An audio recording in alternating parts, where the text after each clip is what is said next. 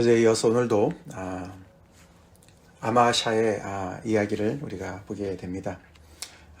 남유다 요아스의 아들 아마샤.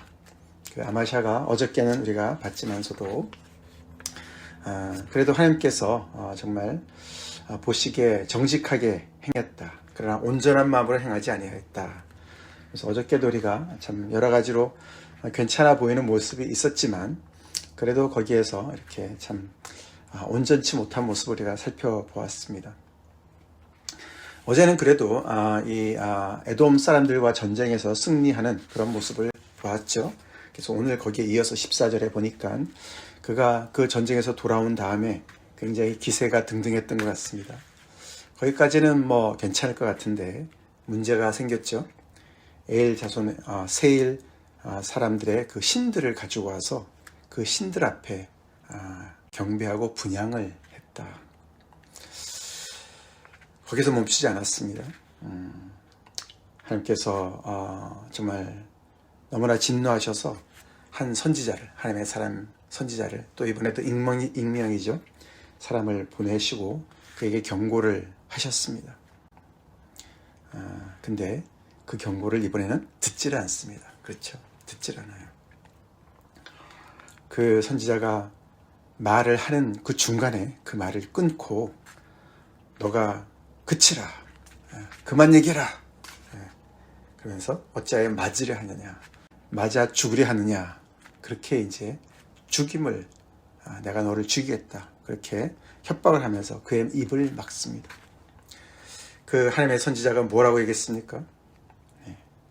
저 백성들의 신들이 더 위대해서 가지고 왔습니까? 그 백성들도 지키지도 못하는 그 신들을 왜 가지고 왔습니까?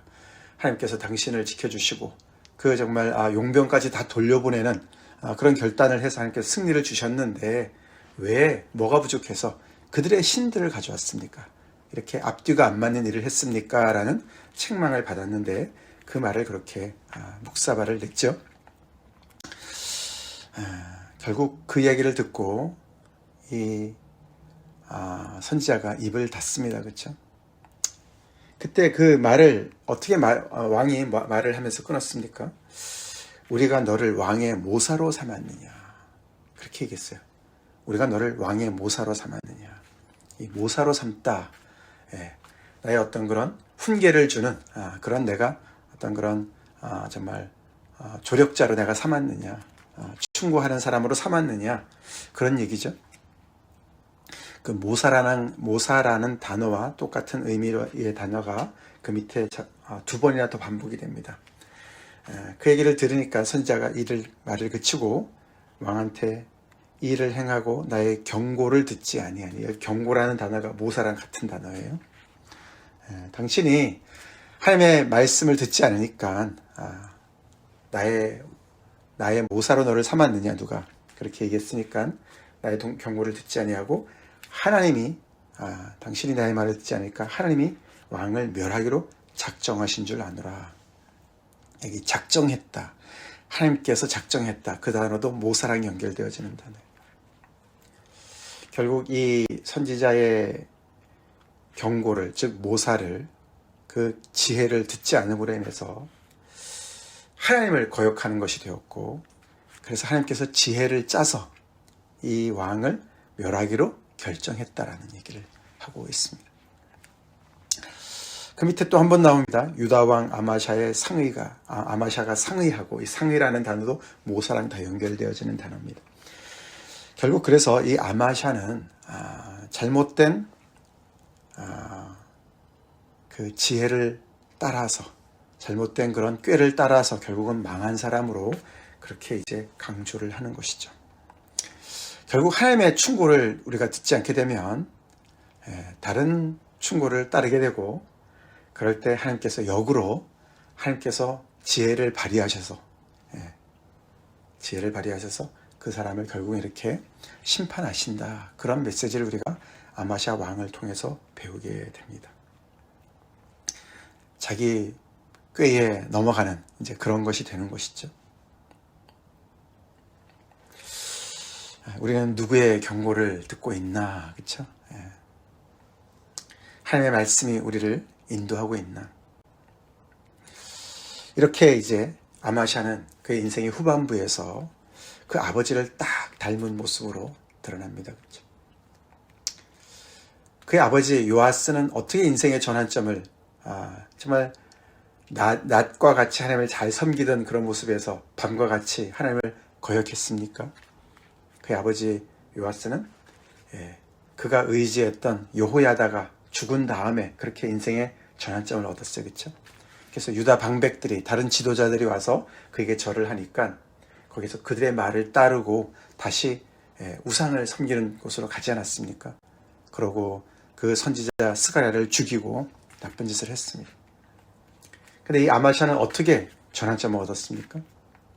그 인생의 전환점을 가진 것이 전쟁에서 한번 승리했다고, 에돔과의 전쟁에서 승리했다고 그가 굉장히 교만해졌던 것 같죠?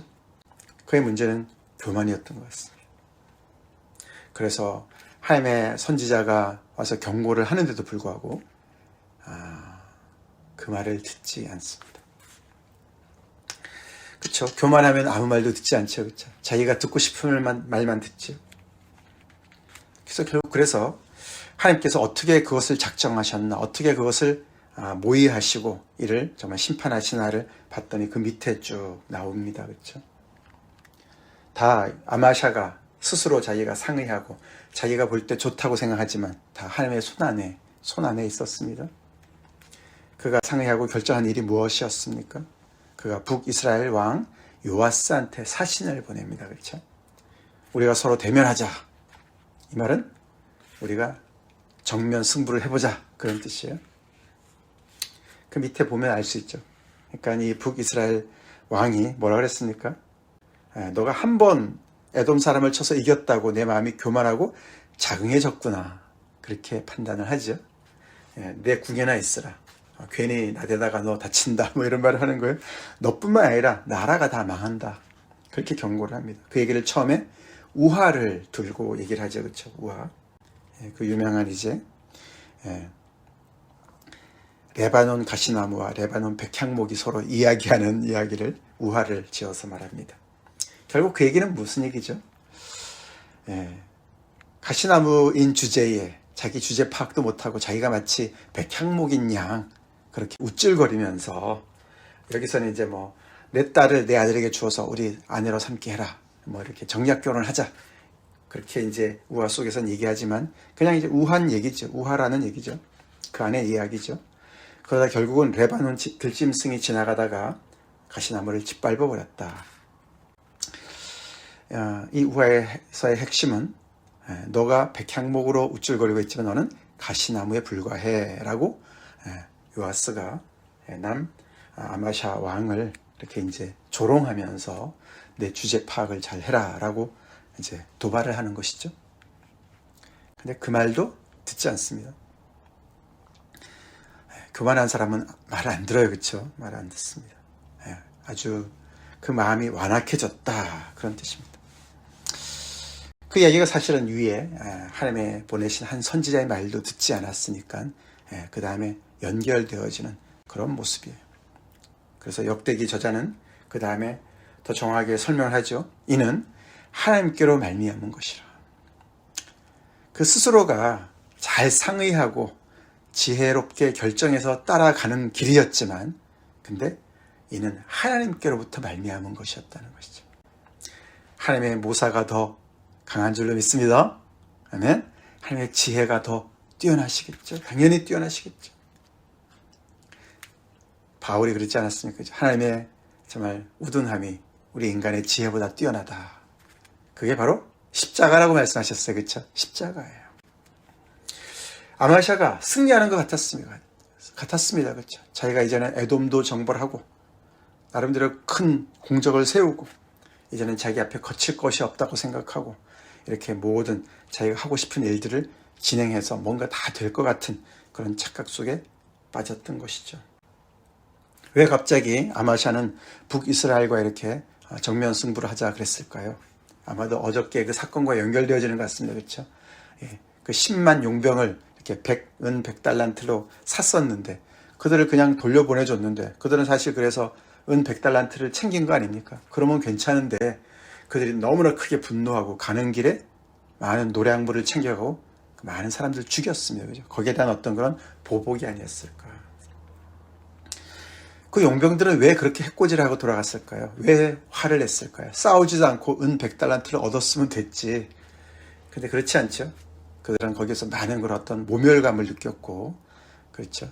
전쟁은, 군인들은 또 전쟁에 나가서 성과를 이뤄야 되고, 또 거기 가서 많은 전리품을 취해와야지 뭔가 더 큰 이익을 얻었을 텐데, 더더군다나 이 남유다가 자기네를 떠나보내는 것은 자기들을 완전히 그냥 무시하는, 그렇죠. 모욕하는, 모욕감을 줬다. 이제 그런 여러 가지 자존심에 걸린 문제랑 연결되어졌죠. 어쨌거나 거기에 대한 어떤 그런 응분의 대가를 치르기를 원하는 그런 계기였던 것 같습니다. 그러나 이 모든 것의 배경에 하나님께서 이미 짜놓은 판에 아마샤가 걸려들은 것이나 마찬가지라고 역대기 저자가 얘기를 하고 있어요. 우리 하나님 앞에서 머리 굴리지 맙시다. 머리 굴리지 맙시다. 예, 계산하지 맙시다. 아마샤는 굉장히 계산을 하는 사람이었던 것 같습니다. 그죠? 어저께도 그렇죠? 이 용병을 돌려보내면 내가 이미 은 100달란트를 다 썼는데 손해를 많이 봤는데 계속 그렇게 계산기를 두드리는 사람이었습니다. 하나님 앞에서 우리가 계산기 두드렸다가는 망해요. 망합니다. 결국 하나님께서 그들이 에돔 신들에게 절했기 때문에, 우상을 숭배했기 때문에 그들을 대적의 손에 넘기시려고 이 모든 것에 배후에서 역사하셨다. 하나님은 모든 상황을 당신의 뜻을 위해서 사용하실 수 있는 분이시죠. 역사하실 수 있는 분이시죠.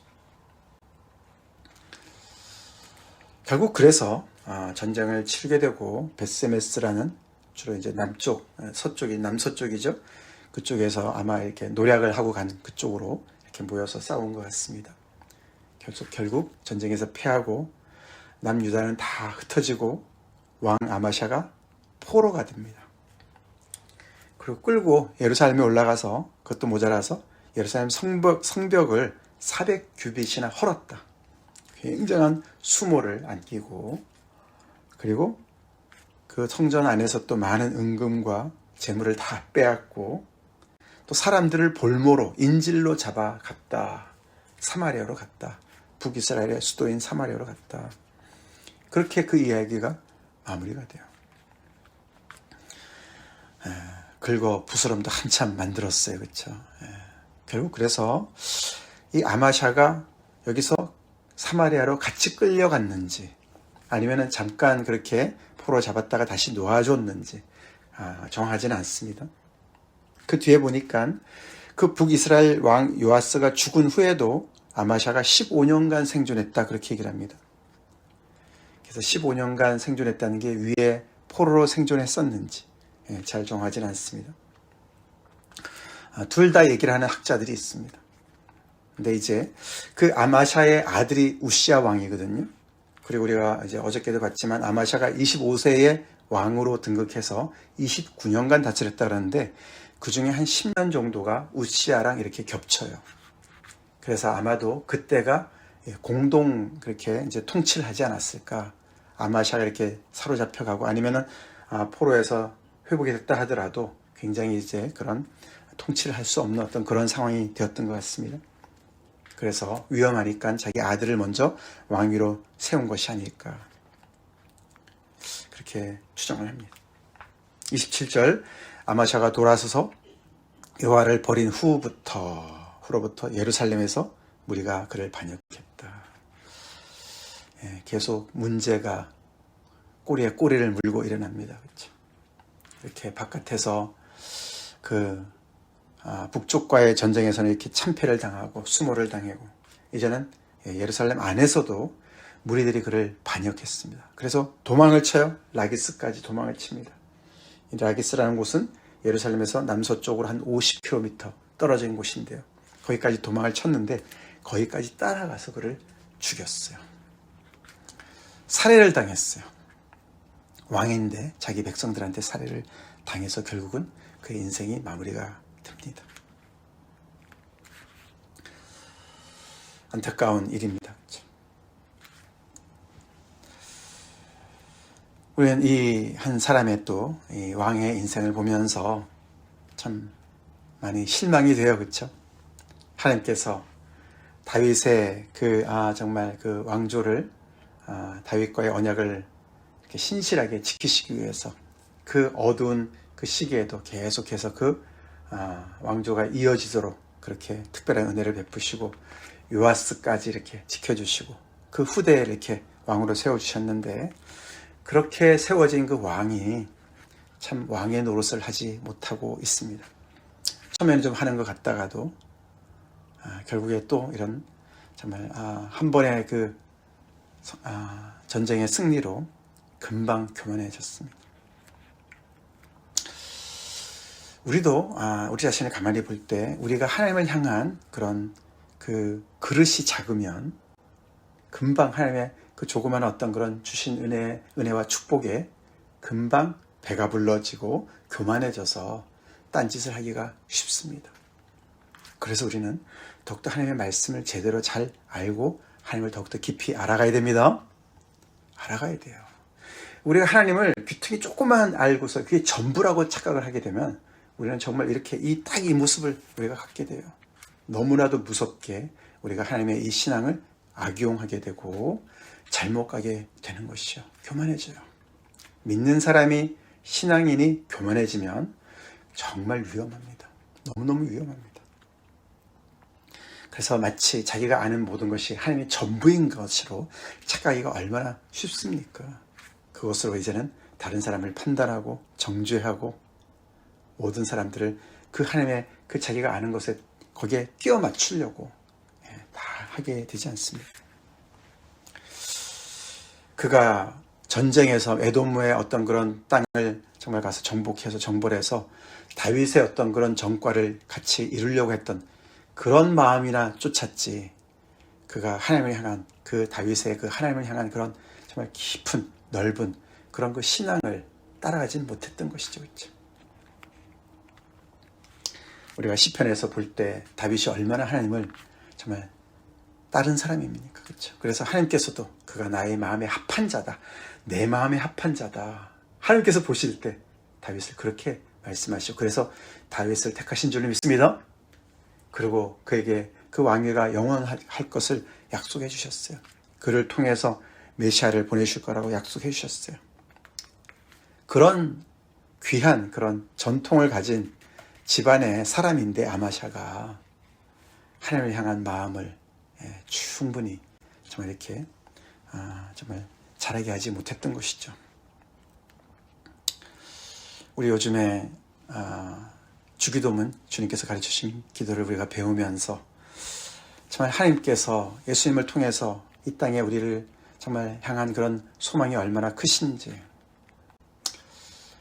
하나님의 나라가 어떤 것인지, 그렇죠? 우리가 하나님을 아버지라고 부른다는 것이 어떤 것인지 더욱더 우리가 배우면 배울수록 정말 겸손해지지 않습니까? 그렇죠? 겸손해지죠. 그 안에 하나님께서 어떤 사람을 초대하고 있는지, 모든 사람들을 다 초대하지 않습니까? 그렇죠? 모든 사람을 초대하는데 우리가 감히 누구라고 그렇죠? 하나님의 나라를 우리가 우리 식으로 해석하고 우리 식으로 세울 수 있다고 착각하면 그게 얼마나 엄청난 언어 도단입니까? 또 다른 우상 숭배예요. 또 다른 우상 숭배예요. 우리가 신앙이 좋은 것으로 착각하지만 우리는 예수님을 버리고 있어요. 십자가를 버리고 있어요. 그보다 더 큰 교만이 어디 있습니까?